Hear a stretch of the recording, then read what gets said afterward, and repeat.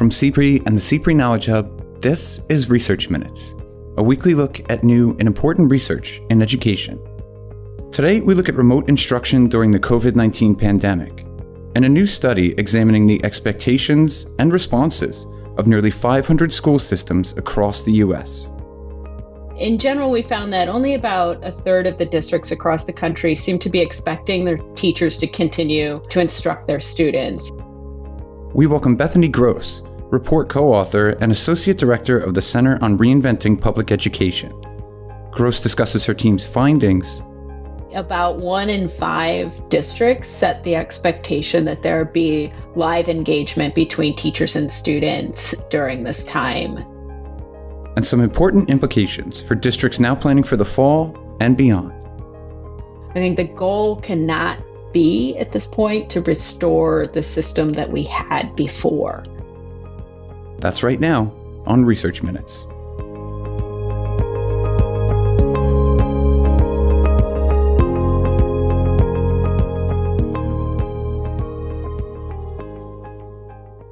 Hello and welcome to Research Minutes. I'm Keith Miller, Managing Editor of the CPRE Knowledge Hub, and today we're thrilled to welcome Betheny Gross, Associate Director of the Center on Reinventing Public Education, or CRPE. Thanks so much for joining us, Betheny. Thank you. So today we're discussing CRPE's new report, which you co-authored with Alice Opalka, titled "Too Many Schools Leave Learning to Chance During the Pandemic." It contains findings from your study of a nationally representative sample of nearly 500 school systems across the U.S., focusing on how they've responded to school closures during the COVID-19 pandemic. And you don't really have to read much further than the title to get a sense of what you found. But to start, could you tell us a little bit about your analysis? What questions did you have going in, and how did you try to answer them? So we built this study off of some work that's CRPE, that's how we call CRPE, that CRPE started at the very beginning of the closures in early mid-March. We're here in Seattle, so schools and businesses started closing down fairly early for us, and we started to really recognize that this was going to be a wave that passed over the country and was going to have really significant and dramatic implications for our students. So we started watching what was happening right away. So we built this database of about 82 school districts, and mostly large and urban districts, to just try to track what it is they were doing to respond to the closures. What were the frameworks they were using for instruction, providing services, communication, and communication with families around the closures. But since this was a large district data set, we were really starting to wonder what these responses looked like across the country. So that prompted us to reach out to our partners with the American School District Panel Project at RAND to draw a nationally representative sample of school districts. And in April, we sent out a team of researchers to scan district websites, their Facebook pages, their Twitter accounts, to sort of piece together what the responses were in all of these districts. In general, we looked at a couple of different response factors, including sort of what was their instruction, how they were tracking student engagement, how they were monitoring students' progress, and how they were providing technology access to students at home. So let's jump right into what you found. We'll discuss how districts and schools actually responded to the pandemic in a moment, but as we all know, so much of what happens in schools begins with what districts expect of them. Did you learn anything about district expectations for schools in the wake of school closures? Well, we learned largely what was in the title, as you noted. In general, we found that only about a third of the districts across the country seem to be expecting their teachers to continue to instruct their students. And on that point, what we're talking about really is, did the district set the expectations that teachers should continue to kind of help their students access or understand the instructional content they were sending out, either through live interaction, ubiquitous Zoom calls that we see, or through what is often referred to as asynchronous engagement, where they might post videos explaining information or have sort of rich feedback exchanges around students' work, even if they weren't doing it in real time. I think that what we see here is districts who are trying to balance a lot of competing concerns in a time and in an experience that is pretty unprecedented. We understand that, and we know this from talking to different districts throughout these last couple of months, that there was a real desire to kind of give teachers and schools some flexibility to figure out how to do things. And some very real concerns about students' access to the internet and to devices.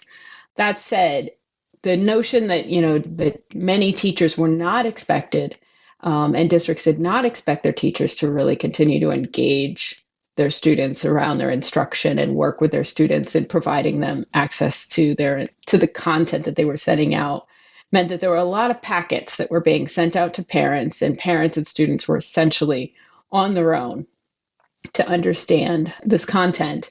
And, in a sense, kind of, as we say in the title, kind of left their learning to chance. One thing that we know from other surveys, our colleagues at RAND, who run also the American Educator Panel, found that, a consequence of, the drive to just get whatever information and whatever activities out to students meant that a lot of students were just going through a kind of extended, spring review period where they weren't really getting much in the way of new content. In fact, the American Educator Panels found that about half of teachers were saying that they were introducing only a small amount of new content, if any at all. That brings me to one of your other findings regarding engagement.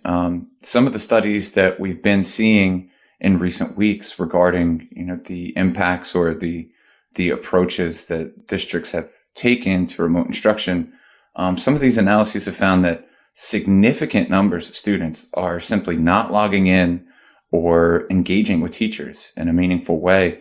And as this is one of the first nationally representative analyses we've seen, I'm curious if your team found the same.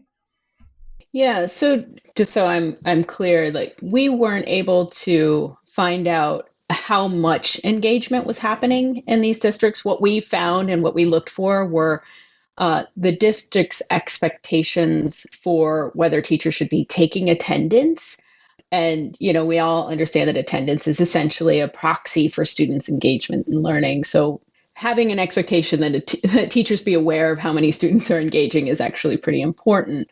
And we also know that a lot of districts used sort of the attendance recording that you talked about to figure out who they really needed to target resources for. In Broward County, we learned that they were using their attendance to send out district employees basically to the front door of students who weren't engaging. So if you don't collect that data at all, you don't know that, you don't know where to deploy those resources. That said, I will say daily attendance was also something that doesn't make a lot of sense in some of the instructional circumstances that we observed out there.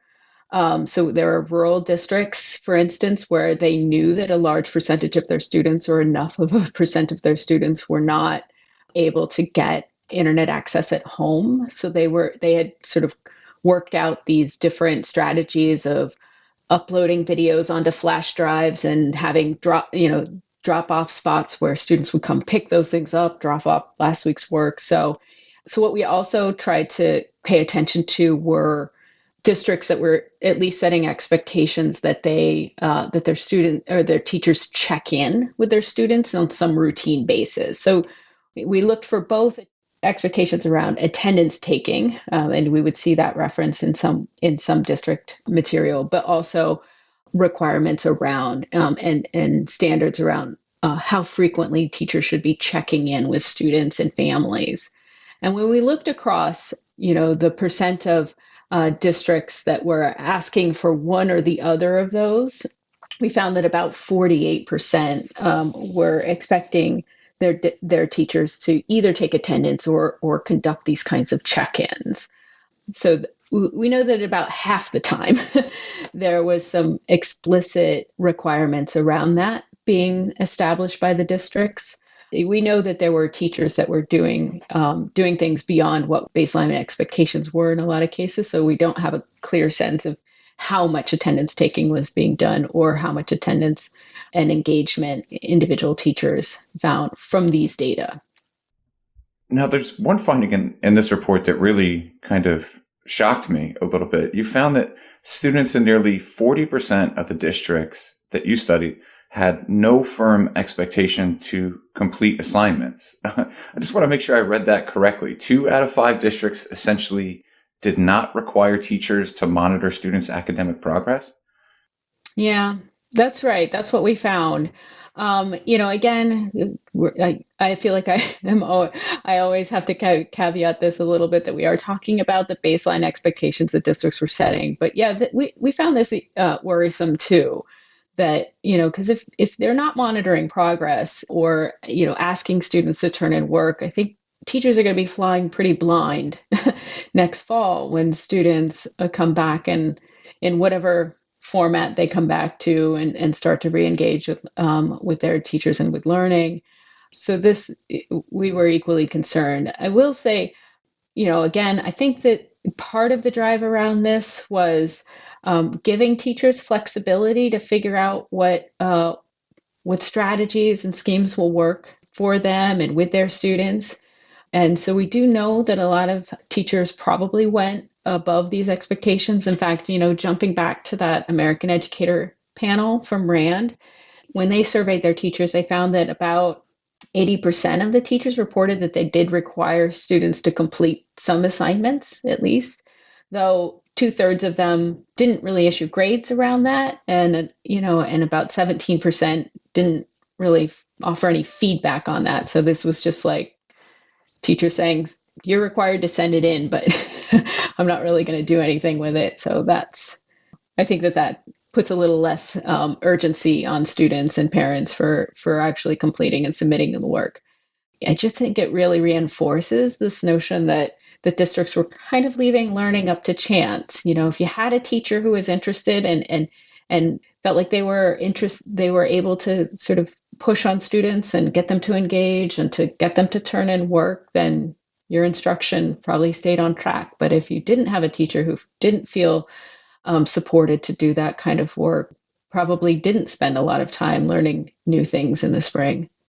And we've had quite a few conversations with experts in so many different fields since this pandemic began, and pretty much all of them at some point or another expressed concern about student equity. And your work here is really no different, and you report on some really significant gaps between urban and rural districts and between affluent and high poverty districts. So let's start with rural districts. Obviously, they faced a unique set of challenges at a time when internet speeds and remote connectivity are suddenly these vital instructional resources. But how did those districts respond in comparison to, say, suburban or urban districts? Yeah, our data seems to suggest that they were really a lot less likely to set the expectations for continued instruction, as I kind of described it earlier. We saw, closer to 27% of rural districts, which honestly, when you look at the district level, make up a pretty large percentage of our school districts across the country. So it was closer to 27% of the rural districts were requiring instruction for all teachers. Of course, in our scans across the country, we found some pretty mighty examples of efforts to break with this trend. I talked about, districts that went to great lengths to have their teachers upload videos onto thumb drives and distribute those. We saw efforts to really build up community-based hotspots in different and kind of fun ways, like putting Wi-Fi on school buses and parking them around the communities. As a way to kind of help their kids get access to the internet for learning.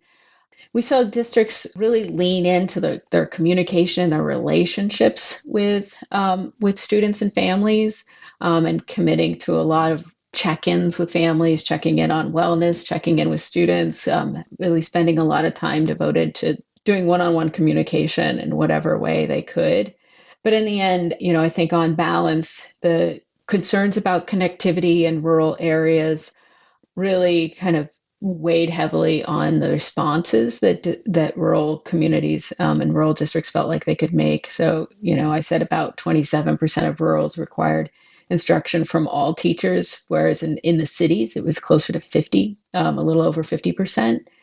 43% of the rural districts reported that they were tracking student engagement via attendance or check-ins, whereas the number in the city districts was closer to 66%. And in progress monitoring, we kind of saw the same split between the rural and urbans as well.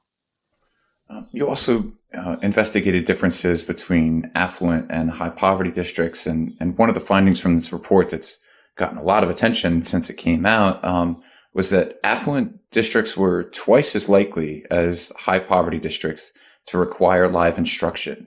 Could you walk us through that finding and what you learned? Yeah, and I want to start by saying that overall, the expectations around live instructions were low. Only about 1 in 5 districts set the expectation that there be live engagement between teachers and students during this time. So, on balance, a low number. But when we looked at the quartile of districts that have the lowest concentration of students who are eligible for free and reduced lunch versus districts with the highest concentration, we found that the more affluent and the lower concentration districts, about 30% of them were reporting that they had an expectation for live instruction, but closer to 15% was the number we found with the highest concentration of free and reduced lunch. So as you said, the affluent districts were twice as likely to require that. And I think what we're seeing here is like this recurring theme around access to technology and how it was shaping the expectations that districts had. In districts with a high concentration of students eligible for free and reduced lunch, there were really significant concerns about students' access to the internet and devices. And this weighed heavily on the nature of the response that districts felt comfortable requiring.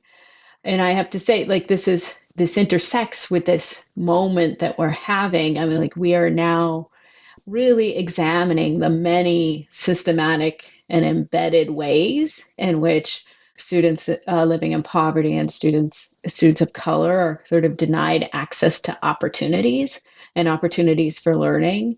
And I think here we see the opportunity for learning during these closures curtailed because resources that are frankly ubiquitous in more affluent households are too expensive, or they're just unreliably provided to communities living in poverty. And I think these closures are not revealing something new. This is not the first time we've seen this, but these closures are showing that students' access to learning is really, really significantly shaped by the resources that they have in their communities and at home, and not necessarily their drive to learn. So before we go, I'm curious if your team came away from this work with any lessons learned, or if you have some recommendations for districts who are now planning for what is sure to be one of the most uncertain school years of all time. Few are really willing to predict right now what the upcoming school year is going to look like, but for many districts, it's almost certainly going to contain some form of remote learning. So what could districts, schools, or even instructors and families do to help address these inequalities and improve learning going forward? Yeah, well, we have a lot of ideas about that. I'll share a few of them. First, I kind of want to acknowledge that these circumstances that we're in and the expectations for districts and the problems that we've set on districts' plates are too big for any one school or district. I think I've talked a few times about the challenge that inconsistent access to the internet presented to districts and their need to sort of manage and think about instruction around those limitations. I think the state and federal government really do need to step up and help close this digital divide that's out there. And, it's too big for districts to just do on their own, and with the resources that they have. I think a state and federal government also need to kind of help districts coordinate on some of the logistic issues that are out there. How is social distancing going to happen? Is personal protective equipment going to be provided? What is needed? How to safely transport kids from home to school if they're going to be in buildings next fall? How to prioritize students with disabilities, and really help figure out some of these logistical issues and support the districts to pursue and do whatever it takes to have students and teachers safe in the fall. The states and the federal government really need to step up and help with this, so that districts can get back to focusing on instruction and really thinking about, okay, given all of these constraints, how are we going to do instruction? How are we going to help our kids get through the learning that we need them to get through? The second thing that we think about, and our center director, Robin Lake, says this a lot. She's kind of likens it to the epidemiological challenge we have, is that we need to flatten the curve on the learning losses. So we know that a lot of students are going to be coming back to learning in the fall, not having been exposed to the curriculum that they normally would have. And we have a hunch, if estimates around learning loss that were done by researchers at NWEA come to fruition, we're going to see pretty wide disparities in what students have sort of learned through the spring and what competencies they've been able to obtain. So we're going to have sort of a bigger distribution of competencies with students starting in the fall. So schools and districts will really need to act pretty fast and pretty strategically to address this. The urgency of the crisis is not going to be lessened at all in the fall. They're going to need to be really strategic with their time and their staff and their money. They're going to have to figure out how to assess the students' competencies near the beginning of the year, address their emotional needs, and quickly target resources to students, tutoring, extra time, extra resources. The other thing that they probably ought to be thinking about is how to lessen the demands on teachers to deliver instruction. I know there's kind of a long-standing tradition of teachers having control over everything in their classrooms, what they teach, how they teach. But I think one thing we observed this spring is that there were some districts who really found that doing things like mapping out common units, for instance, all fifth grade teachers in science might deliver this one unit that's been developed by a team of teachers in the district. So doing things like this actually lessens the burden on developing curriculum, finding the resources that can be used in remote settings or in hybrid settings or whatever we end up in, and instead allows the teachers to focus solely on delivery and engagement of students. So how they don't have to think about all of, collecting all of this material and designing all this curriculum. And instead, they just have to think, how do I deliver this content to my students? How do I engage them in this work? And I think that seemed to lower the demands on teachers in useful ways for folks in the spring. The third thing, I think everybody in this time is going to need to continue to hold a posture of learning. Some of the things that we try are going to work, some are not. And that's just our reality. Teachers and schools and districts are going to have to keep thinking about how do I assess whether this is working? How do I reflect it in a pretty rapid fashion on what I've tried, what's working, what's not? They're going to need to keep checking in with students, checking in with parents, and being willing to adapt as quickly as they learn. And I would say, finally, we can't assume that this will be the last time we go through an ordeal like this. And so, I think as we think about getting kids back into learning in the fall, as we think about the possibility of a vaccine coming online and sort of getting back to something that feels like a more normal rhythm, I think the goal cannot be at this point to restore the system that we had before. What we had before wasn't designed to serve all children well. We know this. And it was also it also proved to be a little too fragile in this crisis. So as we think about coming back and slowly getting our educational systems back into a groove and a pattern forward, we really need to think about rebuilding a system that is designed for equity and one that provides much greater resilience than I think what we found ourselves with last spring. Well, this is just incredible work that your team has done, and we want to encourage our listeners to go and read the full report. Again, it's titled Too Many Schools Leave Learning to Chance During the Pandemic, and it's now available at CRPE, CRPE.org. Bethany Gross, thanks so much for joining us today. Thank you. I've really enjoyed it. Thanks for listening to this week's Research Minutes, presented by the CPRE Knowledge Hub. You can find all of our episodes and subscribe to the series by visiting us at researchminutes.org. To share thoughts on today's episode or to suggest a future topic, you can follow us on Twitter at CPRE Hub. That's CPRE Hub.